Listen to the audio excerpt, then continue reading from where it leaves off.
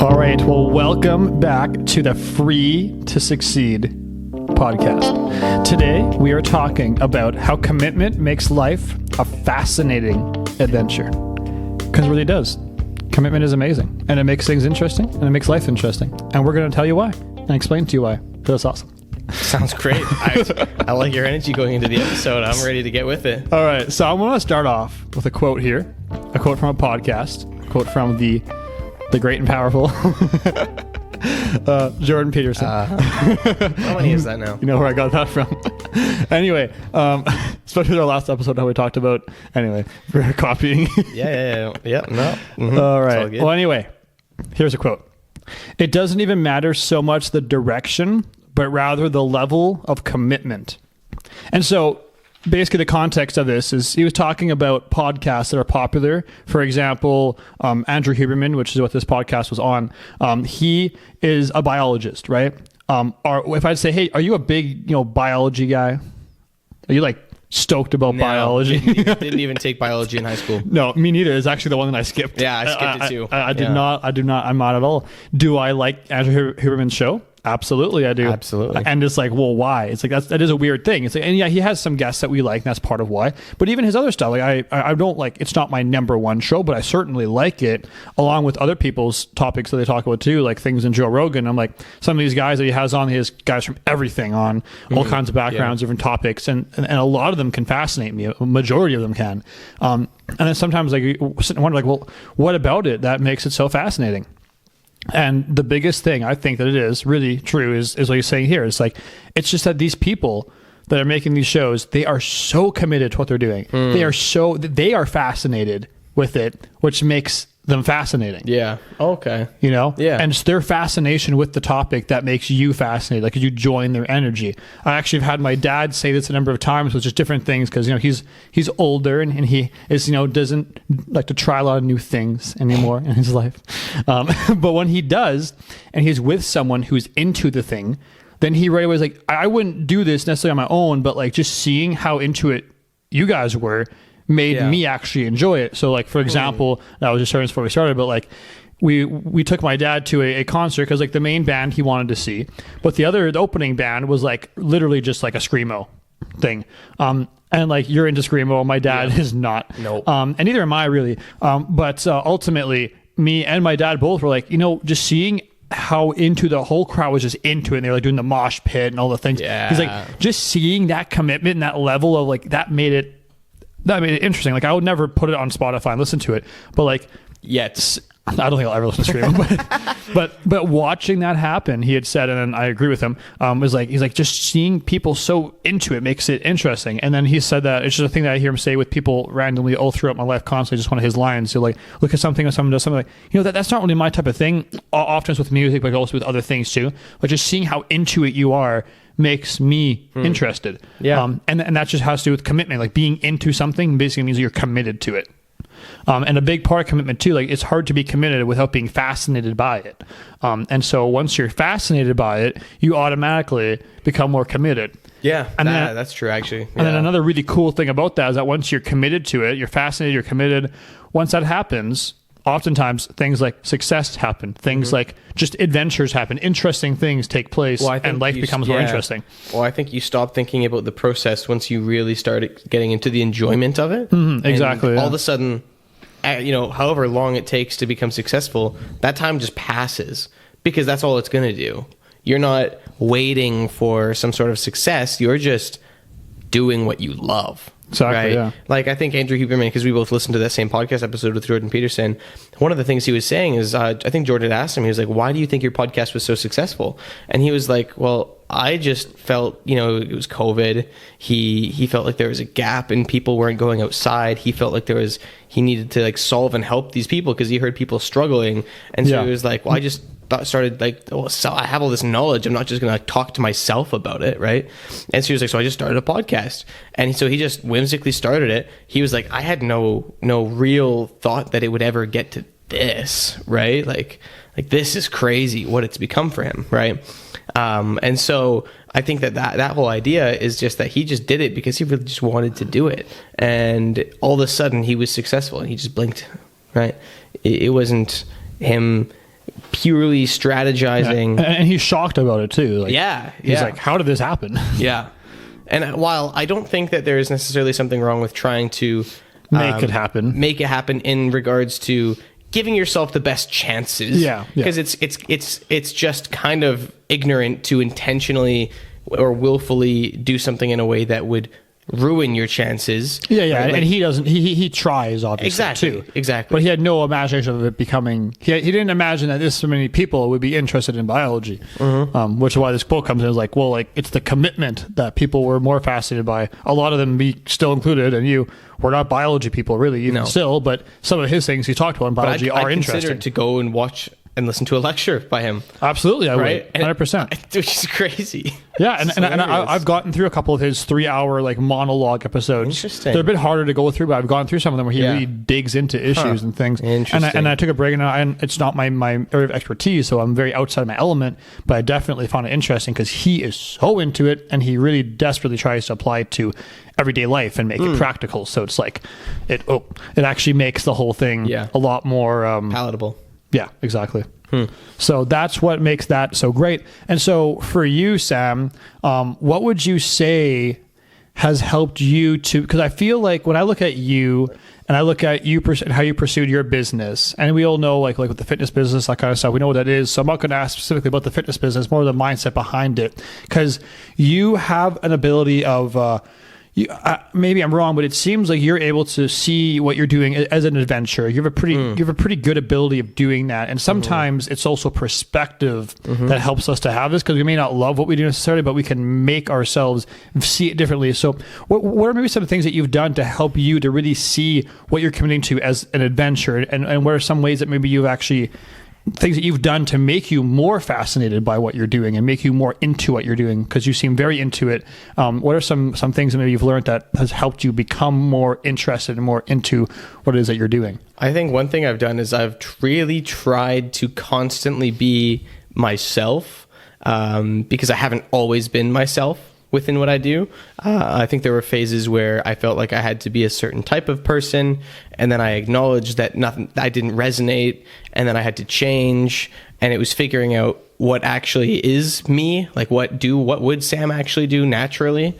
Yeah. And I think finding and figuring out that process has been genuinely really interesting. Like a self-discovery thing. Yeah, it's been really fascinating to figure out, especially through content, what I feel natural making, what type of message. I've gone through multiple different type of conveyed messages through my social media, through my business. I've tried a more aggressive route. I've tried a more like angsty. I've like sweared more. I was more like at you, and even in my coaching a bit more like aggressive. And I never really felt that. So you try all kinds of styles. Yeah, like I just never really resonated with that. And I've come to this more understanding and empathetic, but serious and genuine approach in that looking at more like your real life, right? And I think this journey of, acknowledging that I'm not exactly where I want to be, but as long as I'm continually trying to honestly figure out what I find the most fulfillment in, whether that leads me to massive success, good success, whatever, I'm kind of just open to where it takes me. And I just know the fact that I just absolutely won't give up on my coaching business. It is really what leads me to constantly be so entertained by it. Because I know it's just going to keep going. I'm going to keep doing it. There's going to be things that suck. There's going to be things that scare me. There's going to be things that I have no idea how to face. But I think as long as I constantly just face them and constantly try to do what I'm doing, I can wake up every day being quite entertained. Despite some days me ending the day being pretty upset or frustrated or disheartened from either my lack of commitment some days, or a lack of result, or whatever. Yeah, a lack of result, or just other. That's all part of the adventure. things. Every adventure has its That's ups the and whole downs. point. Yeah. That's why, like, if I think back in the last year, do I think it was the most successful year I've had? No. Do I think it was the most important year I've had? Probably yes. Do I think it's been one of the more interesting years? Absolutely. Right. And so in no way am I like, while I'm struggling and I'm fixing things and I'm working on things, it's all an adventure to me in terms of, I could tell you so certainly that my life is so incredibly interesting because part of my weekly excursion of work is a podcast. Part of my weekly excursion of work is coaching people, is social media, is like building a brand of myself. It's building something that I don't know the ceiling to, right? Yeah. I have no idea what my ceiling is. I don't have a ceiling. Someone was talking about a podcast that they were listening to the other day. It was someone with talking to like Pierre Polyev, and talking about how it's like with this home crisis, someone can crunch the numbers on their income and see that they tangibly cannot afford a house, right? Someone will be able to like look at, this is what I make in 5 years. This is probably what I make if I get a couple raises. This is what I'd be making. I literally can't afford a house, right? That does not apply to me because I don't know. I have no idea. Yeah, who knows where it's going to go. If I do really good, if I show up really well, if I'm really focused, if I'm committed, then the sky's the limit. But if I pull myself down with self-doubt and with my own struggles, then I could go to the bottom, right? The fact that I have such extremes on either end keeps life so interesting to me, because anyone talking about this, like, man, I just can't do this because it doesn't work financially, or I can't do this. I can dream as big as I want because I know I can achieve whatever I want in whatever direction because I know it can go wherever. Yeah, like when using words to describe your life, I love words like interesting, fascinating, and adventure, hence the name of the episode, Fascinating Adventure, because those words don't imply the same feelings and thoughts as the words like, I just want to be happy, I just want to feel good, I just want it to be nice, I just want it to all go well, I just want to be chill, I want to be relaxed. Because you don't want it to all go well. Because it's all those things that you may want it to, but it's like, that would be like living in the walled garden, like living in the Garden of Eden kind of thing, like living in your dad is the king and you just live in this little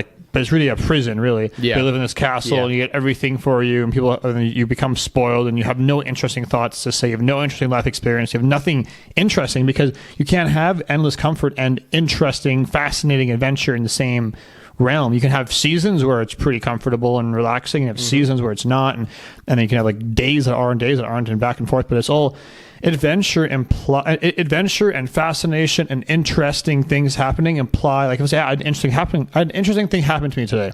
What is that? I sat on the couch and ate a bag of chips. Oh, yeah, very interesting. It's like, wow. It's like, no, that's not interesting at all. Or it was a fascinating day today. Oh, what was it? I just did my normal routine like I always do, and nothing went wrong, and everything went exactly according to plan.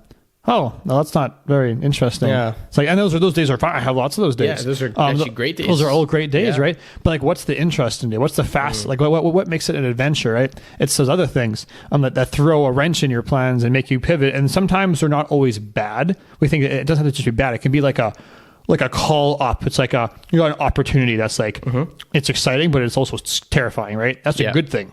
But that can happen. Or something you did went really so well that now you have to do all these new things to make it keep working. And that's just like overwhelming, but like cool and crazy and awesome. But then also adventure can also mean something went very wrong. Yeah. You have to deal with that and learn from that. So it's not just bad things. It's also good things. It's on both sides. But that's why I love those words. And that's why we all, like, not we all, but generally people love things like medieval shows, like whether it's like Lord of the Rings or if it's like, Game of Thrones or whatever it is. We love medieval adventures, especially when there's often a dragon involved. And it's like, when you watch like The Hobbit, do you watch The Hobbit to learn how to kill a dragon? It's like, no. Like, that's not, it's like in real life, I don't need to kill a literal physical dragon. That's not actually why I'm watching it. Yeah. So, well, then why are you watching it? You don't need to, like, why are you interested? Because you're obviously interested. The Hobbit's obviously interesting. But why? Like the main point is they're going to go and kill this dragon. That's the main point. It's like, but like, there's so much more going on. Like, well, but what is that thing? Well, these people, they're all committed and they're all going on this adventure, and there's ups and downs and there are challenges, and you're never going to face trolls and fight a dragon and deal with dwarves and have a wizard accompanying you. Like, that's never going to happen to you. Of course. Goblins and all this stuff, or elves, like, none of that's going to happen to you. But it doesn't need to, and it doesn't need to be exact like exactly, like you don't have to directly reflect into your life. We can just watch that and feel that sense of adventure and that sense of excitement and watch that commitment to their goal. And we could take that and we can be inspired by it. It can be used to come up with interesting ideas that do apply to our life. It can be used to just compel us further in different things. It can do all kinds of stuff for us. And it's why those stories are so amazing and so compelling, because there's a deep rooted thing in there, and it's not always direct one-to-one, but it's just like there's a greater meaning. There's like a deeper sense. You can feel it. There's a deeper sense of why. There's something beyond the ordinary. It feels like you're made for more, or like that you have a real impact, right? It's all of those types of things really is what leads me to find those movies like The Hobbit so fascinating, so intriguing, and so captivating, right? Because we, in a sense, we want that, right? Like if we didn't, if no part of us wanted to experience some of that, we wouldn't be as captivated by it, right? Like if we didn't want to know what it was like to be a part of the medieval world, or if part of us didn't want to maybe just be able to try what it's like to live in that. Yeah. Or for you playing Skyrim, for example, would be a good one for you. Like, why did you like Skyrim so much? Was it to learn how to speak in dragon tongue and learn how to no, obviously not directly, but there was something even as a child that was in you about this call to adventure that you want. Yeah. And I think even just playing those video games, some of it, in some way it influences you, it impacts you, even in what you're doing today. It's interesting, but and I find it interesting how I do feel like in many ways I've already achieved that with my life, right? Yeah. And at this point it's how to maintain it. Yeah. And how to keep it going, and how to lead it into the best possible direction, right? Yeah. Like, what is the best possible aim that this adventure could lead to, right? What's the ultimate slaying of the dragon for me? Yeah, right? Well, and like, if you can't answer, here's a good question to ask yourself.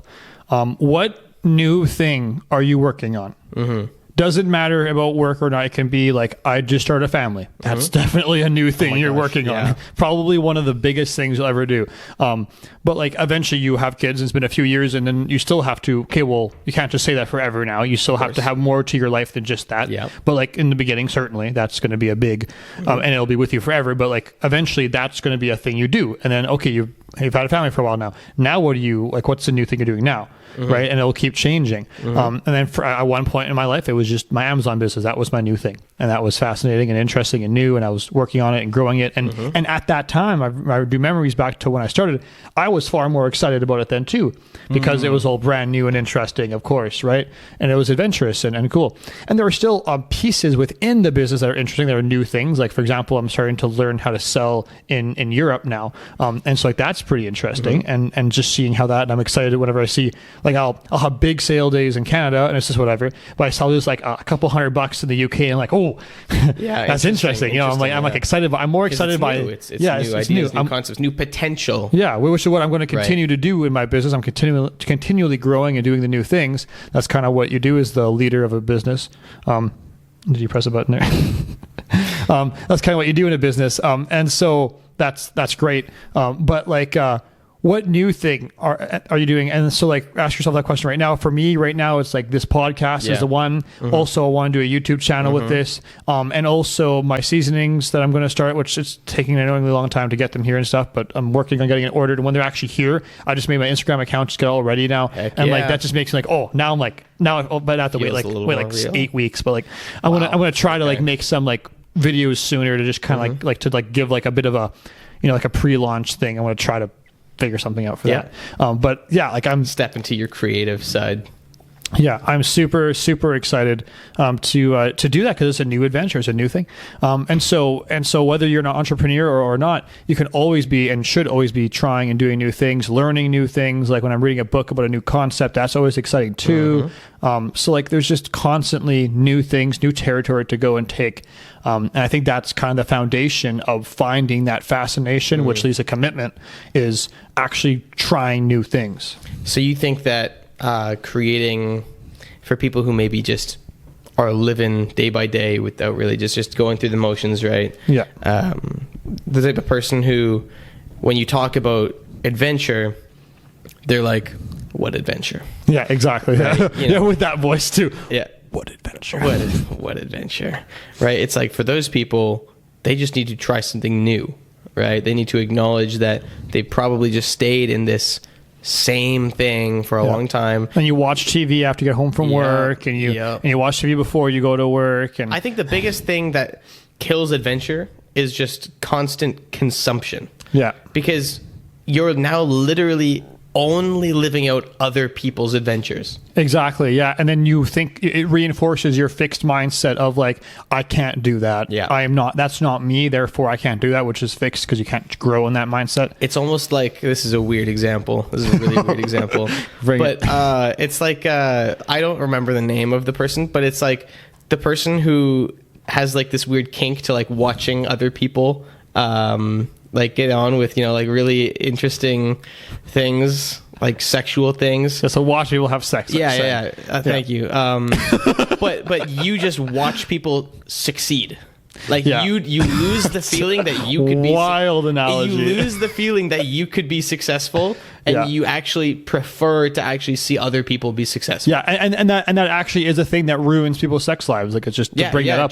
Genuinely, people's sex lives get ruined by overuse of pornography and overuse of watching other people do it. It makes you have a hard time of getting it done on your own because you just are not used to that. You've trained yourself to just watch it. You're a spectator in the realm of sex, and then people are a spectator in the realms of work, in the realms of personal development, in the realms of just interests and just anything, just being anyone, being anything in any way. You're just a spectator in all of it, and because YouTube and everything is so fascinating, there's so many interesting things. Because like it's good. Like you watch these things that are interesting. You watch people do really cool things. Like you watch a Mr. Beast video doing some wild thing that you'll never get to see. It's crazy, you know, and all that. But that's probably not going to be your life. So like that's a bad example for like applying to yourself. But then you look at like a podcast, and then like, well, he's just talking like back to Huberman. He's talking about biology. It's like, well, that's not like crazy. I'm sure you were smart about something. Yeah, he just talked about what he was really interested in. Yeah, exactly. And went to school for it. And so it's not like it's terribly like the Mr. Beast thing is an extreme, but like other people are doing things on there that are very, you know, very simple. And there's people who are successful just going fishing. Like, right, yeah, doing fishing videos. Who just has a pond in their backyard, and they fish in their backyard. They made videos about it, and they became successful because they just liked documenting friggin' how to fish. Like, I always thought it was weird, but I understand now. So like this idea of YouTubing and videotaping everything people do, like is a video for anything, any interest. I always thought that was kind of weird, but I'm like, you know, I guess what it is it's people watching, like we said earlier, about people being committed to something. We love that, and that makes us excited. I think that's good. The problem is when we rely on it for our full sense of adventure. We let it replace our sense of adventure. Like when we play the video game to replace that sense of adventure rather than let it excite you for it. Or like I watch a fishing video and that makes me want to go fishing versus I watch fishing video and I'm good, I'm gonna go fishing now. I watch someone. It's like what often happens to me, or what has happened to me in the past, I wouldn't say it's often, is that I'll see a YouTube video for this really interesting sounding game, and it's like a let's play, right? And so then I watch part of the let's play and I'm like, well, man, this game looks really fun. Yeah. I'm not going to go play it now. Yeah, I know what you mean. Exactly. Like, I'm just not going to buy it now. So I have an example with that with a video with a friend of mine that beats certain games that I play very quickly. And then just hearing about them beat the thing or doing the thing makes me just completely lose interest. It's like, oh, you've already done all of that, and they explained it all to me how I did. I'm like, and then we play the same game, and I'm kind of like, well, it just kind of took away it just took away some of the, and so then sometimes like when they have done that, I'll make a point like not playing that thing with them or doing it on my own on the side, because just knowing that they've gotten so far ahead of me makes me just inadvertently, and not that I want to, but I start to feel like, well, it's already been done, and I know I particularly, it's not to be everyone, but I particularly have a very strong sense, like I want to like be like a trailblazer type personality where I want to like be the first to do things, to do things. And even though in a video game I know everyone else has also done these things, but at least then you can kind of like live in like this illusion that it's not, even though you know it is, but like you haven't seen it, so but then when they reveal it, all, oh yeah, I did this, I'm already level, or like that was also with Stardew Valley. Actually, one example I gave you exactly, it was like you guys going like miles ahead in Stardew Valley, and that would take like 100 hours to get there, and I'm like, yep, I'm just done. That's hilarious, because that's just like my sister. Yeah, that was actually an example. With Skyrim, because... oh, yeah, you said that. Yeah, when I was really young, I bet you my sister bought we got a PS3 for Christmas, and then my parents were like, we're going to go to Walmart. You can each pick 3 games. And I picked my 3 games. They were games that I wanted, obviously, and my sister was picking games. But for some reason, I really wanted her to pick games that I wanted. And I expected her to pick games that I wanted for some reason. And she didn't, to my now no surprise. And I remember I was like, oh, you got to get this game right here. And she's like, no, I'm going to get Skyrim. And I'm like, no, that's stupid. Oh, like, really? I literally went, that game is stupid. And she's like, you don't even know anything about it. I'm like, yeah, well, it's stupid. Oh, my I'm God. like, it sucks. You must have been such an annoying little brother sometimes. I was like, oh, yeah, 100%. I told her, she was like, I'm going to get Skyrim. It looks really fun. Looks like I heard about this game. I was like, nah, that game's stupid. No, don't get that. Nah. I don't know what game I was suggesting her. Some she get stupid instead. like SpongeBob spin-off game. Probably. Skyrim came out in 2011. We would have got the PS3 in like 2012. Yeah. And so this would have been, I was like 10, right? Yeah. And so she gets the game, she starts playing it, and I start watching her play it, and I get obsessed. And you're like, oh, this is cool. And I'm like, holy cow, this is insane. And then I'm like, can I play it? And then mom and dad are like, no, you can't play it. And then I'm like, okay, well then I'm going to watch Megan play it. So I watched Megan, my sister, play it for a long time. And eventually they just, I don't know if they caved or if I just started playing it. I don't know how it happened. They just didn't know. Because it was not that long after. Sorry, Mom. It was not that long after I wasn't allowed to play it, in which I started playing That's funny. it. And then as I started playing it, my sister never touched it again. Yeah. She completely lost interest in it. She was just like, I just don't care to. And I wanted to I wanted her to play too. I was like, Megan, you should play too. I want to see like how we compete. how we're doing, right? Against, like where you're at, where I'm at, what we do that's different. I'm like, I'm really curious. She's like, no, don't want to play anymore. And she just didn't play anymore. Yeah. And because in a video game, you're quite literally living someone else's life. Literally I mean, speaking. obviously. Yeah. And then not only that, but a bunch of other people are living that other person's life as well. And sure, you can make yours, like, are you going to be a mage? Are you going to be a warrior? Are you going to be more of an archer? You can make your differences, but it's still, whatever, very limited, very finite You're amount gonna of side things with you these can people be. or that people. Yeah. Minimal. But I mean, like, what we love in these games is that ability to change. It makes you feel like, oh, my character is different because I'm like a Khajiit and I'm like a mage or something. Yeah, and like not many people are Khajiit mages, are usually assassins. So I'm like, I'm interesting. Like we love that. But ultimately, it's still just the game that someone else made, and you're just living in their world. So what's to me even more fascinating than video games, which maybe it's led to me playing less of them, though I still like to play them sometimes. But is just being able to like find that adventure in life and be able to find that adventure in other things that you do. And like I'm saying too, even outside of work, like we play video games outside of work. So therefore our ideas we're talking about can be done outside of your job. Like making this podcast could easily, and we said it before and I'll say it again, like I think we would have started this podcast, it'd be different, but we sort of, even if I had like a regular full-time job, I went to school for something at a full-time job, I think it'd be probably a bit different podcast, but we would probably still have a podcast.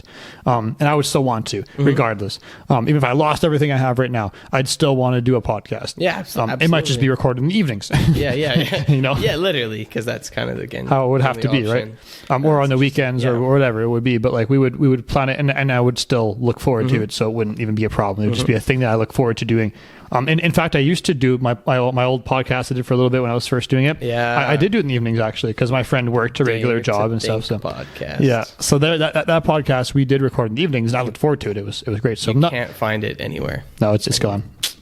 It dared and it's done. It dared to think, and it got thunked out. Yeah, it did too much daring. Yeah. Anyway, all right. Well, I'm going to go back to my notes for a minute here. Fair enough. We kind of went on that, and I'm glad we did. That went really well. But just kind of maybe to put a nice little ribbon on this point we were talking, like to end it would be.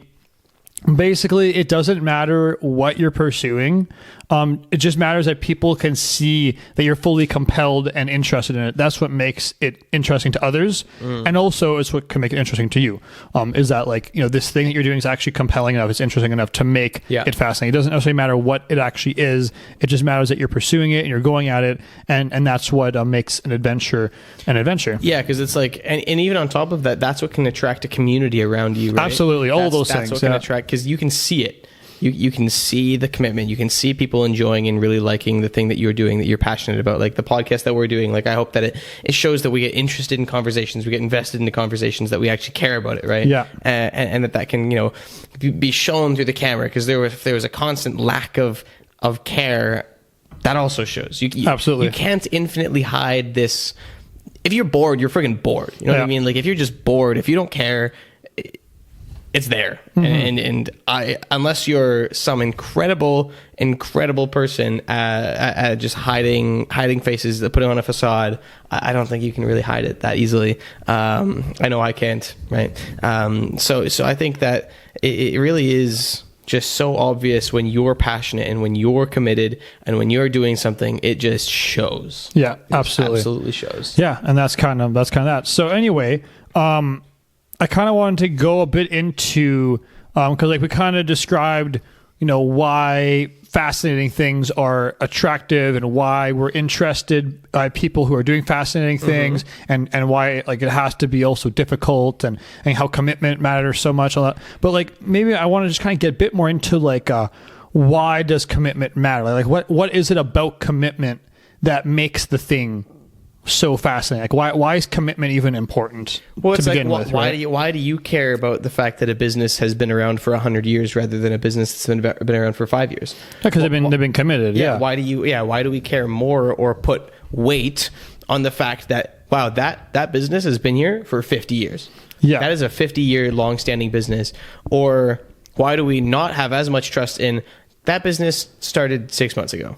Yeah, well, let's Right. I'll let you add. Maybe you can think about that for a second, because this is going to another thing. But that's an interesting point too. What would you say, like if I was to, because like it's obvious that we would say that, but like what would be your thought to be like if you were to answer that, like from maybe like a psychological point of view, like what do you think is going on in the brain when someone looks at this business that's 5 years versus 50 years, or this podcast that has 5 episodes versus 500 episodes posted?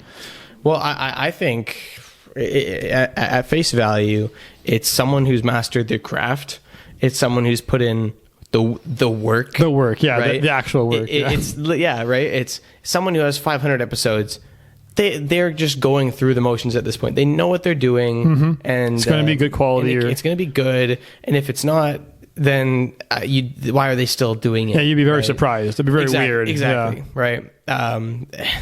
500 episodes and no one's listening. They're doing it for them, Yeah, that's like, damn.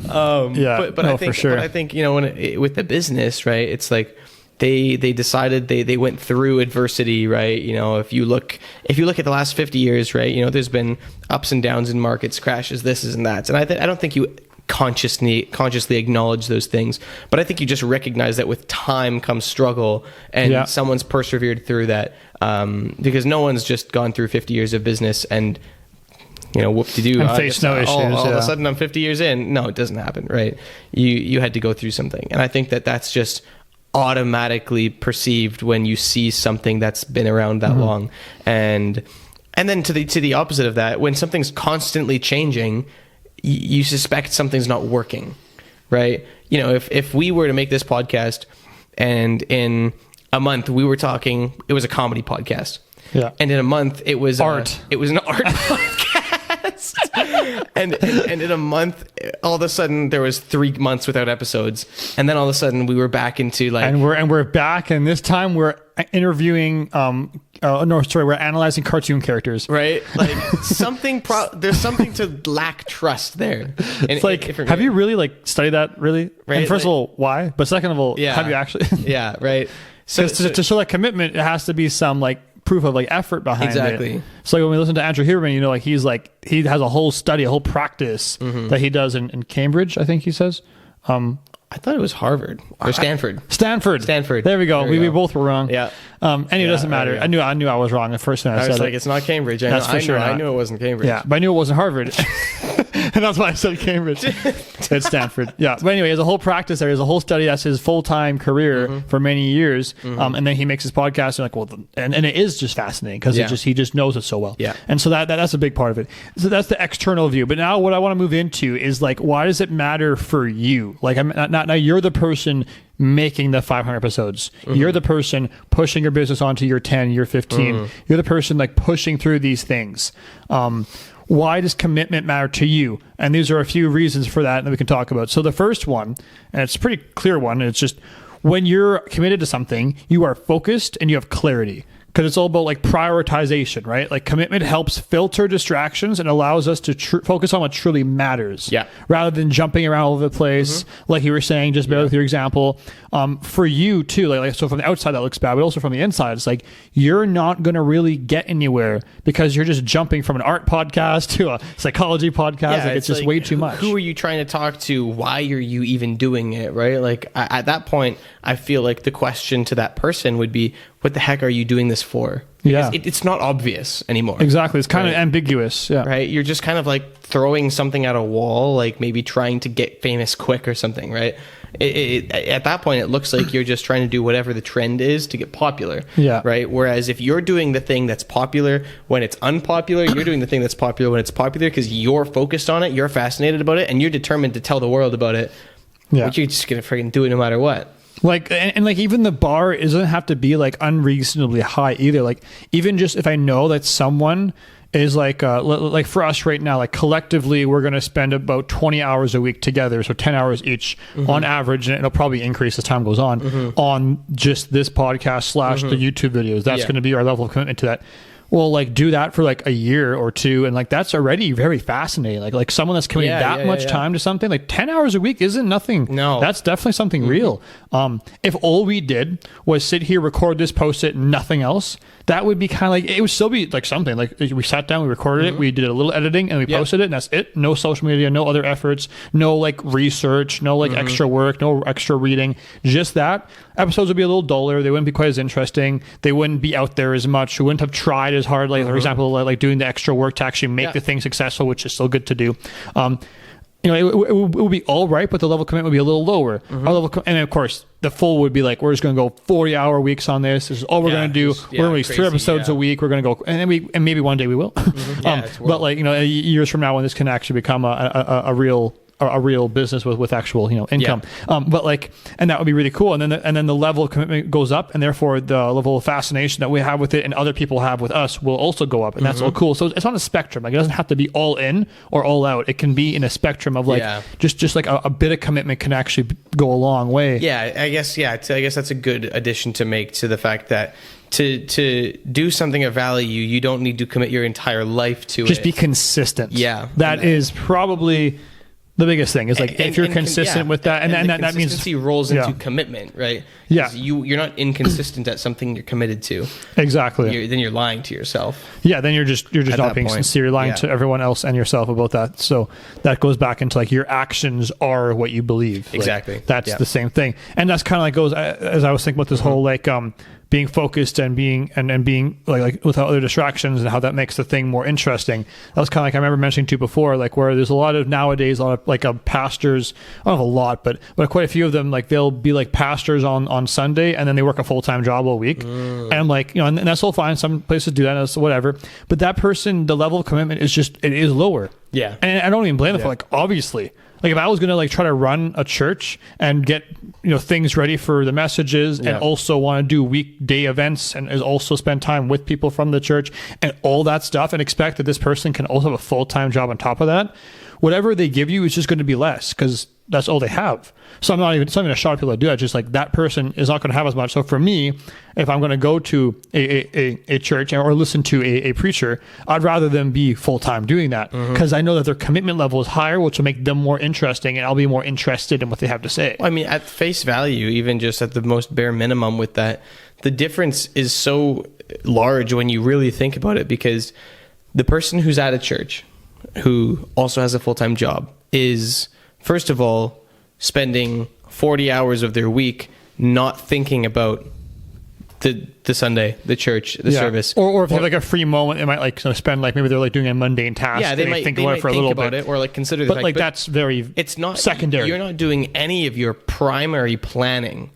for any sort of service while you're doing those 40 hours of work. At least you probably aren't. Plus you're giving that your first fruits, like your most so you're most detailed, so you're tired when you do so maybe you do 40 hours a week and you do 10 hours a week of prepping for this. But that 10 hours is almost always going to be post it's going to be second rate effort almost, right? Exactly. So you're going to be exhausted. And so it's doing like that. So what, now you're going to be giving these people who come on Sundays this just, I mean, this like piece of value that you hope is gonna stick, but maybe you don't even know if it's good, but you're just like trusting that it's good, but like, did you really put in the effort that was needed? Yeah, because it wasn't even, so it's like, it doesn't need to necessarily be 40 hours a week even, like it just, even if you just would like have a... But the fact is that if you didn't have the full-time job, your entire week would only be the gospel, the Bible, and to me, like that's fascinating. Like what does that look like? Exactly. Like someone that gives their whole life to that, what does that look like? Or even just like maybe they have a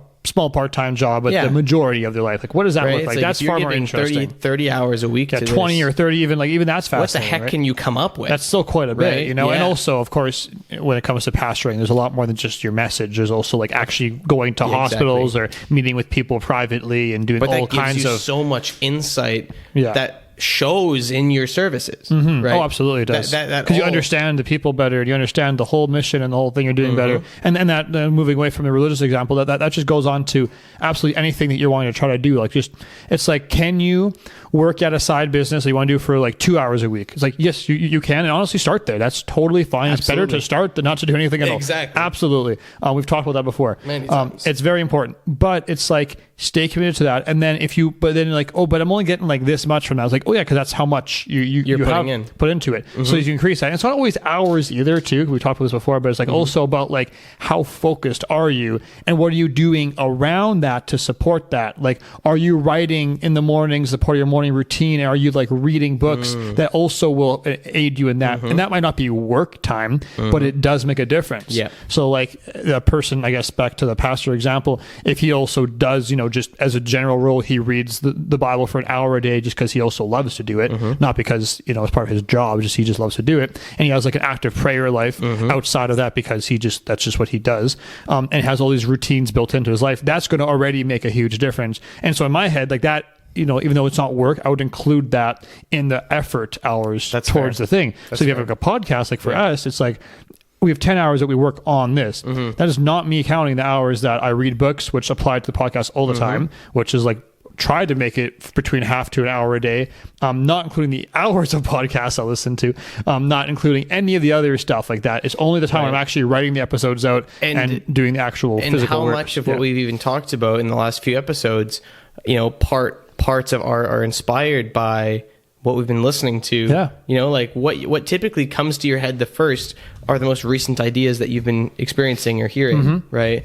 I know in our last podcast episode that we recorded, there were things that I mentioned that were literally from podcasts I'd listened to that day and the day before, right? Because they were fresh, they were right there, and what you had said had clicked in collaboration with that concept that I had been learning about, right? Whereas if I wasn't listening to those podcasts, if I wasn't doing any of that, I wouldn't have had that same connection where I don't even count that as work hours. I don't count listening to those things as relevant and in my dedicated time of work, but it's adding so much to the actual result. It builds it into who you are, which is the next point, the sense of identity. So you start to identify yourself with what you commit to. So like, I know that I'm the kind of person that's like, going to be talking in a podcast like this. And so I know that as I'm doing my day-to-day stuff, I'm like, oh, it'd be great to listen to this podcast and really think about it and actually think about it in terms of what might I say because now someone might listen to me talk about it in my podcast. So I'm like, what are some points that I could take from this and make them my own and then share them in this podcast and make them interesting and relevant and different, but also still inspired by what I'm listening to here now. So it's like I'm embodying it as a part of my everyday life, as a part of my identity, because I'm actually living, in a way, I'm living this podcast because this podcast is a reflection of some of my life. And when you can connect your life as much as possible to certain things that you do, like especially work-wise or business-wise, that will make that business seem so much more natural and just flow out of you. And I think if you have anything that has value that you want to focus on and commit to, just by doing that, and by creating that sense of identity around it, you'll become more fulfilled. You'll become the type of person who has a better aim and direction in your life, right? And if you have all those things, that's also going to just turn right back into what you're doing, right? Because you're doing something that you think is beneficial, right, to yourself, your own life, as well as the lives of potentially others, right? This podcast, for example, going to be able to, help actually motivate, inspire other people, ideally, as well as keep us on this mindset track of, motivation, intention, just progression, right? With keeping us both on this track, we're going to be ready to take on more of our own life, right? By bouncing ideas off of each other. And that's going to make us more sharp. We're going to be sharpening each other, in that regard. And we're going to be doing better. We'll be more fulfilled, in which we'll be more ready to put it back into this podcast and our other businesses. So I think like that sense of identity really comes full circle in, if you find something and focus on something that you can identify with, you're going to do the thing better, and you're also going to live more fulfilled. Yeah. So like going, it reminds me, going back to an episode I listened to recently of a new YouTuber that I found.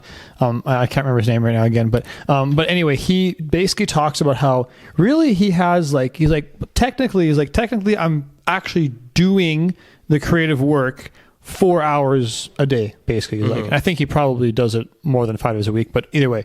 So like, let's say it's 5 days. Let's say it's 5 days a week. That would be like, 20 hours. Maybe it's on the weekend a bit too. So maybe it's like 25 hours a week, 26. So definitely less. You would say, oh, well, based on a 40-hour week standard, he's not working very hard. It's like, but he has like 1 million subscribers and he's doing really well. What is the reason for that? And it's like, well, he's like, technically, I'm working way more than 12-hour days actually, because 4 hours when I'm actually just on the computer or on the thing or doing the recording or doing the actual thing or making the episode or whatever it is he's doing, working on the software he's building or whatever it is he does.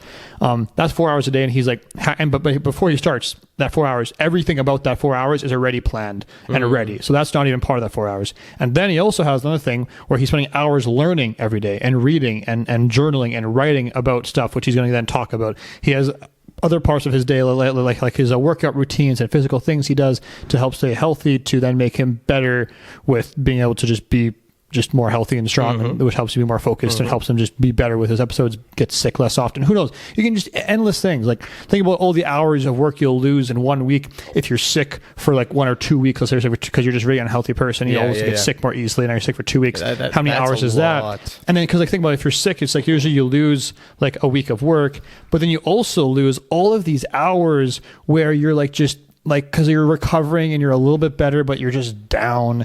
And so you have all those. So for me, like I've had sicknesses where like it's like a month and I'm still noticing my energy levels finally be like, okay, I think I'm basically back to where I was, which is just bizarre to think about. But so there's all these like those are just physical things that you can't really properly measure. But then there's also all just like the how productive could I be if I was in my best frame of mind? Well, that's just impossible to measure.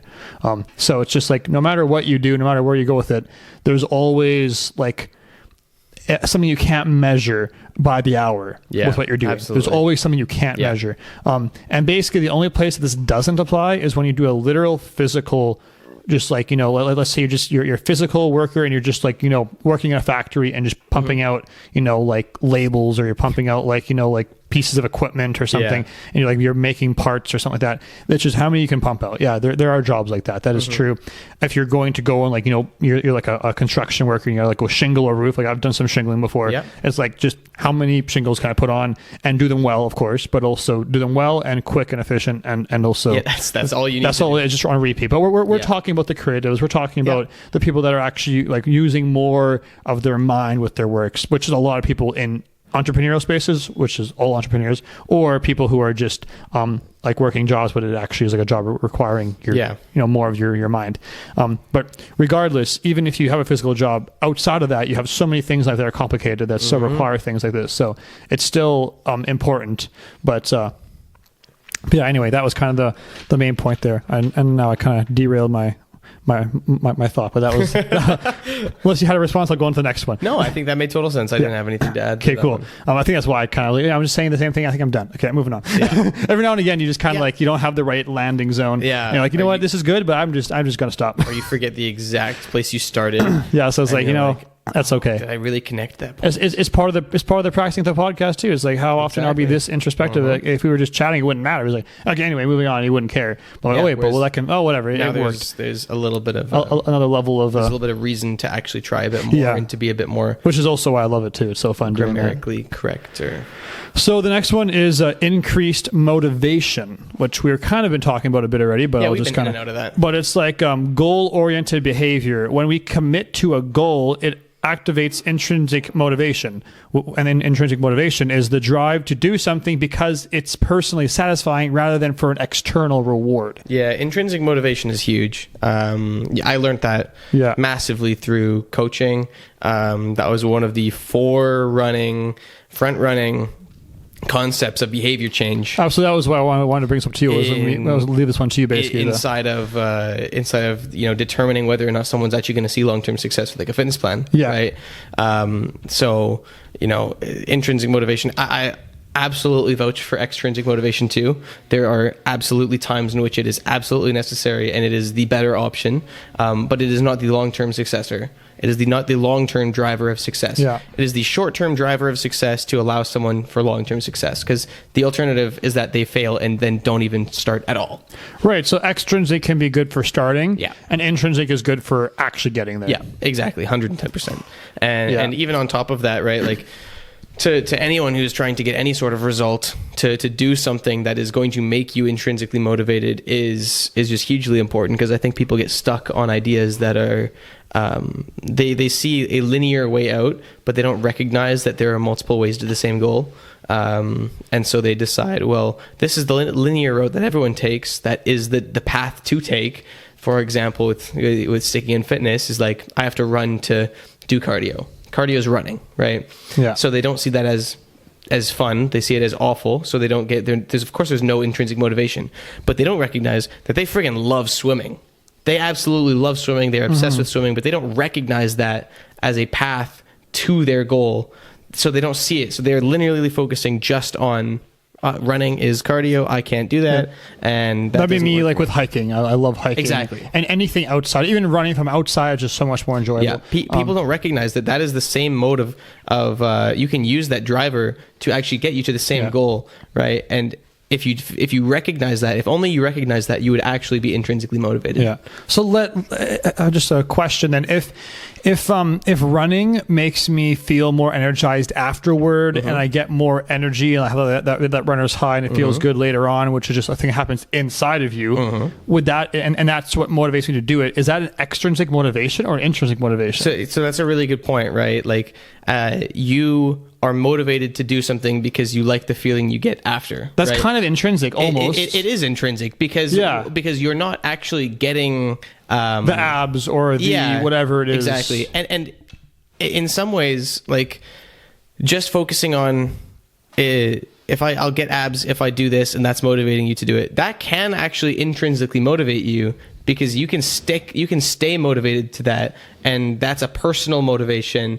Whereas if someone's like, here, I'll give you $10 for every time you go do a run. Well, that'd be as extrinsic as possible. Right? But still, I would say like the physical characteristics that you get from exercising, that is still an extrinsic thing. Yeah, of course. Of course. And then it could influence some of the other intrinsic things that you're saying, but like it still is. But like but gaining a feeling inside of you, that would be intrinsic. I would lean more intrinsic. I would think, because it's like why else would you enjoy it? Yeah. It's like, because I'm like, well, then everybody is just interested. Because like if it's just because like there's no like, it's like actually. I mean, I guess some people are crazy like you, and they literally actually enjoy lifting the weight and feeling that constantly. Absolutely. I certainly don't.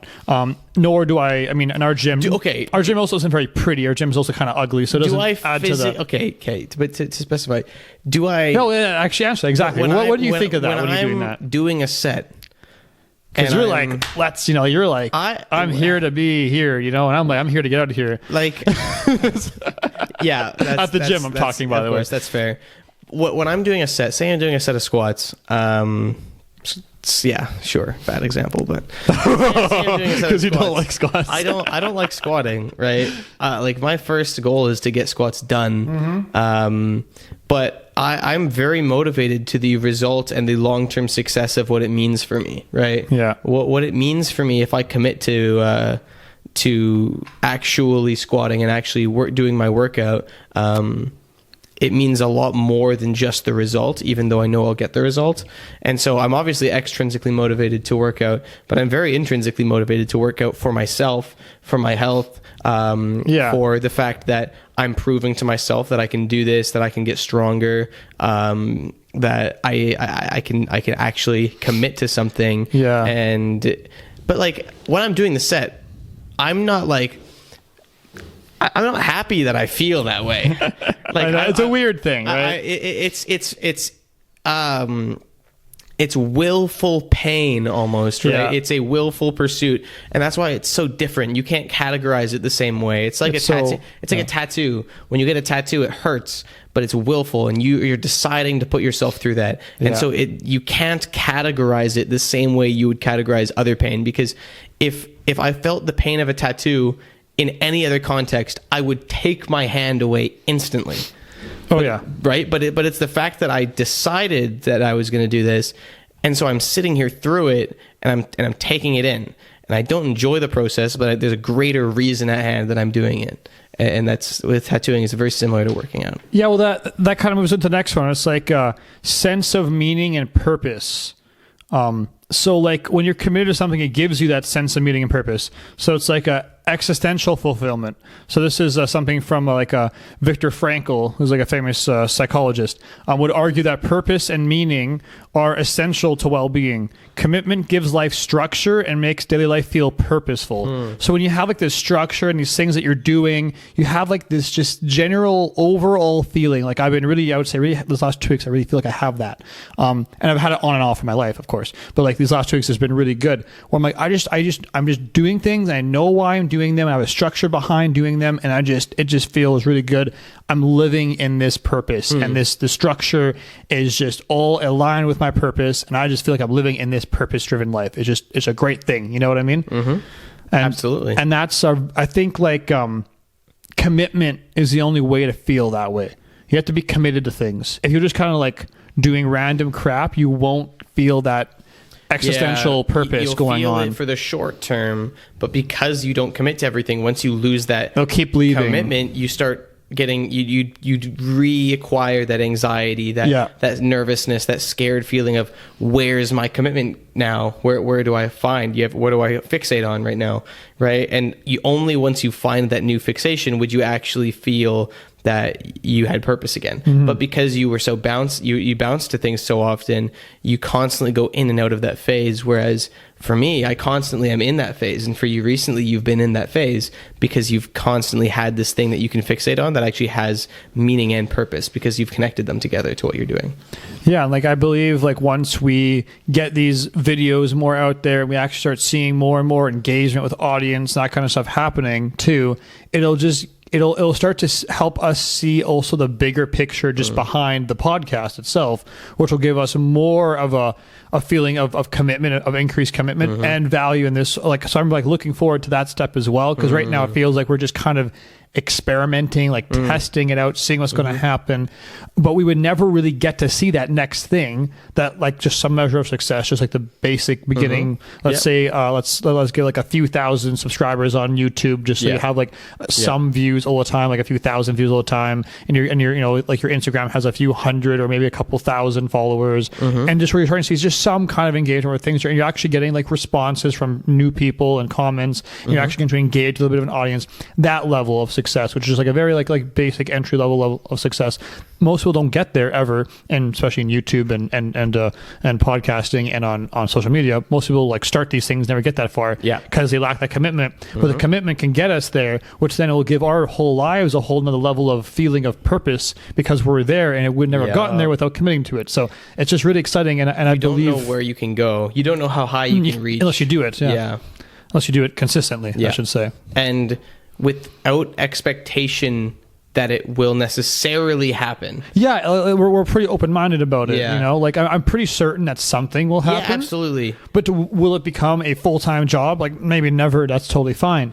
But will it be just like a nice, side thing that's very interesting? At the very least, if we stay interested in it, I believe. People will be interested in it as well, and it'll see some measure of success. Might not be a massive one, but it'll be something. And honestly, I'm cool with just that. Yeah, And so 110%. like that base level, like I said, like a few thousand subscribers, a few thousand people actually follow us. Just that would be already very exciting. Or as most people, they think like it has to be a million or hundreds of thousands. I'm like, that would be amazing, and I'd love that. Insanity. I don't even know what I would do. And with that might happen one day if we keep this up for like 5 years. Who knows? Yeah. But even if we just get to that base level, that would be already very exciting to me. 100%. And yeah, so one final thing that we'll talk about, and I think that this will be the final one here. It'll be challenge and growth. So positive stress, which this is all your field here.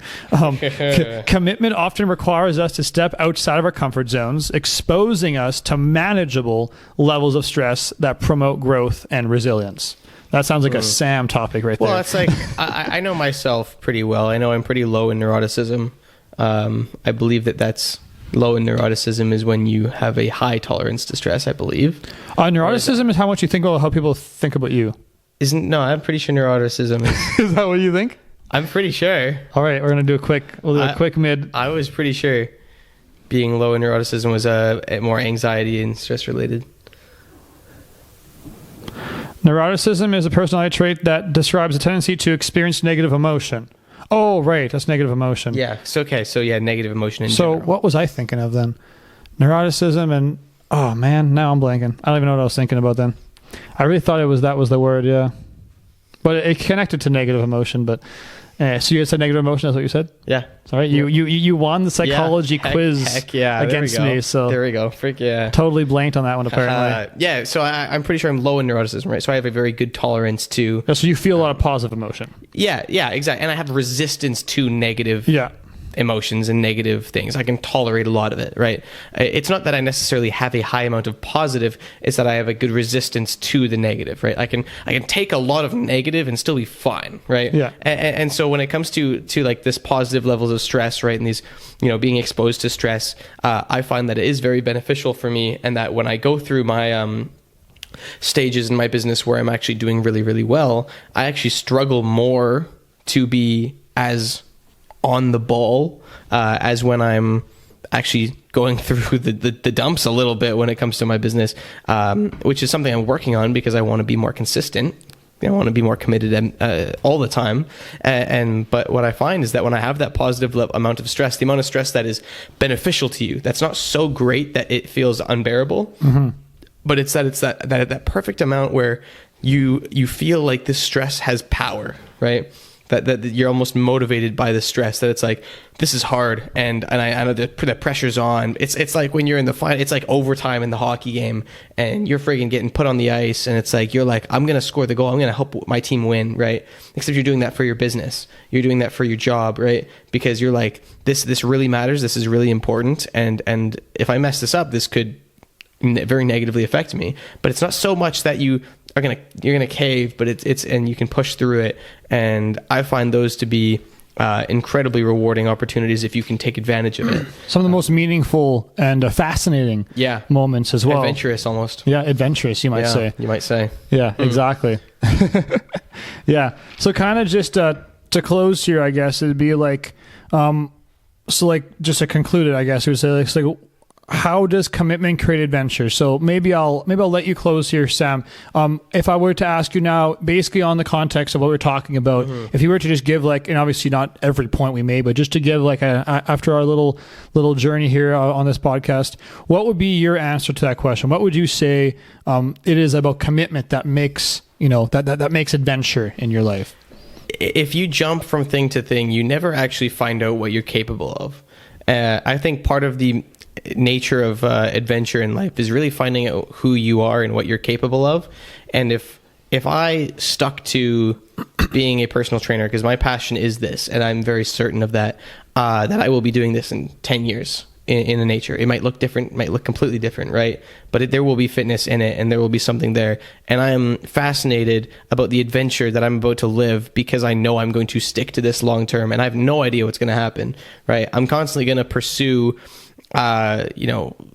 constantly improving my identity, right? Constantly figuring out what actually is the angle that I need to go down, and I'll be learning, and I'll be going through pressure and terrible things and things that are motivating, right? But as long as I go through all of that and actually stay committed, because that's what it is. It's staying committed to that and not just giving up. Because if you give up, that's like friggin', Frodo in a fight with one of the friggin' Sauron. He just says, "All right, take it. Yeah.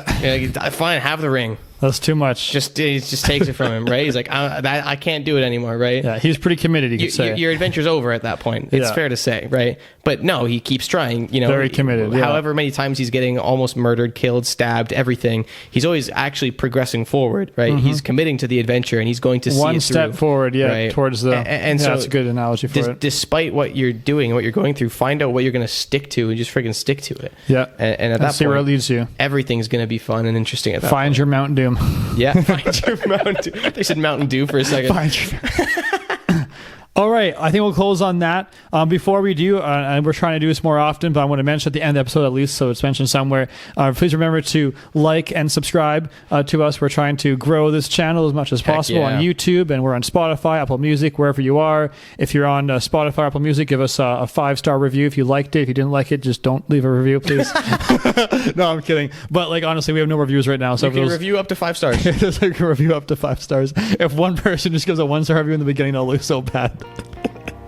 Don't be that guy. But anyway, so maybe wait till we're more popular and then give your 1-star review, so it doesn't look as terrible. Come back in a couple months. Maybe we're better. Maybe we're better. Maybe your opinion's changed. But anyway, no, seriously though, please like and subscribe, and we're gonna try to remind you of that more often, because we want to take this seriously and actually grow this channel. So if you're interested in that, then please do that, and we'll see you again in the future.